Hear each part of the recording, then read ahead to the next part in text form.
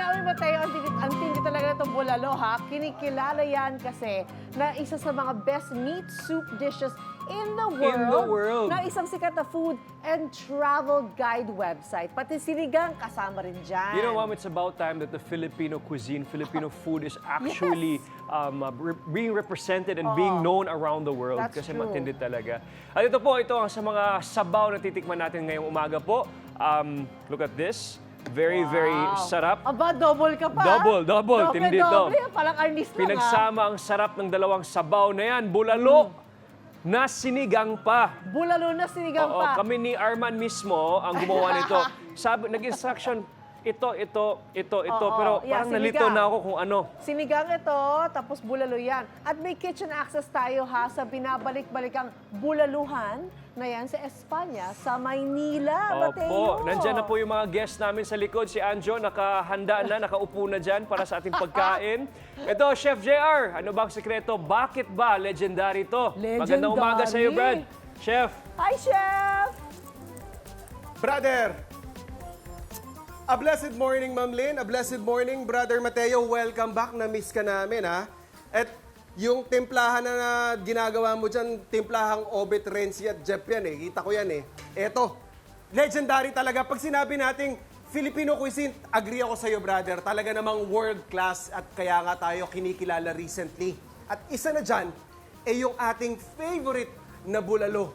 At nandito tayo ngayon sa isang legendary eats dito sa Maynila kung saan bulalo sinigang ang kanilang siniserve. At eto, nakikita natin, tuloy-tuloy yung pagsiserve nila kasi 24 hours silang bukas. May mga kumakain tayo dito kung saang bang parte. May mga estudyante sa araw, may mga nagtatrabaho rin sa gabi. Pero eto, very exclusive kitchen access din tayo sa isang legendary kusina dahil 90s pa sila nag-ooperate. Tara, pasukin muna natin at para malaman natin kung ano ba yung sekreto ng kanilang kinikilala at talaga namang pinipilahang bulalo sinigang. Makakasama natin this morning ang second generation ng kanilang negosyo, si Sir Dakila. Hello. Congratulations, sir. Ito ang isa sa mga promotor ng kanilang kilalang bulalo sinigang, sir. Blessed morning. Salamat. Ito, napakaganda ng kusina mo kasi kita mo naman, tuloy-tuloy ang usok ng mga kaldero dito. Sir Dakila, paano niyo po ba ginagawa yung inyong bulalo sinigang? Ang bulalo sinigang namin ay isang parte ng baka Opo, na pataho siya. pata. Siyempre, yung pag sinabi po nating bulalo, pata. Oo. Dito sa part na to, ano? Okay. Yan po, pinapalambutan po namin siya ng 3 oras. 3 oras, grabe. Tsaka makikita nyo po, kapuso, kung gaano kakapal yung sabaw.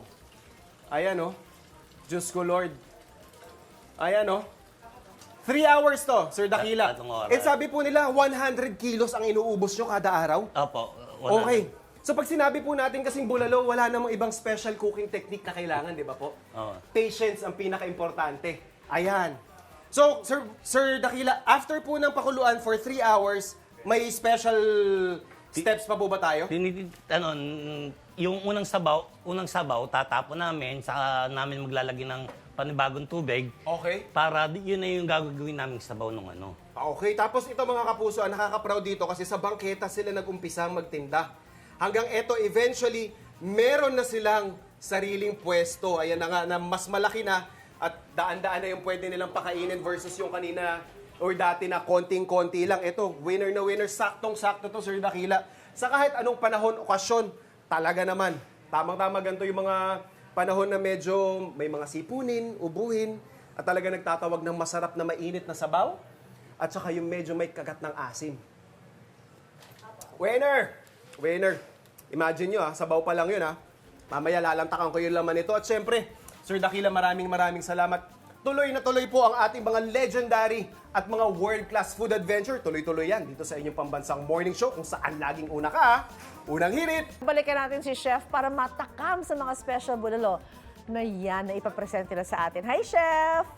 Yes, ma'am. Eto, tuloy-tuloy yung food adventure natin. Hello sa inyo dyan. A blessed morning pa rin sa inyo. Andito pa rin kami sa Espanya, Maynila, kung saan yun nga. Binisita lang naman natin yung exclusive na kusina nila kung saan 90s pa sila nagsiserve ng kanilang signature na bulalo sinigang. At eto, tuloy-tuloy yung pakulo nila dito. Kanina nga sabi nila, 3 hours at least to 5 hours yung pagpapakulo ng kanilang mga bulalo, mga buto-buto, tsaka mga pata. Ito, may mga iba't ibang klase pa tayong parte dito. At talaga naman kung makikita ninyo, yung itsura ng sabaw, ito yung ating finished product ng sabaw. Ito naman yung isa pang kaldo nila. Itsura pa lang, akala mo may gatas eh. Oh. So yan po yung quality na binibigay nila dito, kaya naman sila nagtagal ng ilang dekada. At syempre, kailangan ipatikim din natin sa inyo o ipakita natin sa inyo yung kanilang special na bulalo nilaga. O nga, pag sinabi kasi nating bulalo, typically, parang nilaga din yung recipe niyan. But specifically, gumagamit tayo dito ng hock o yung ating pata ng baka. So, tuloy-tuloy lang yung sabaw na yan na pinakuluan ng maraming oras. Napasok. Kaya naman talaga, biruin mo, world class yung ating mga bulalo. And of course, marami pa tayong mga iba't ibang klase ng kaldero dito.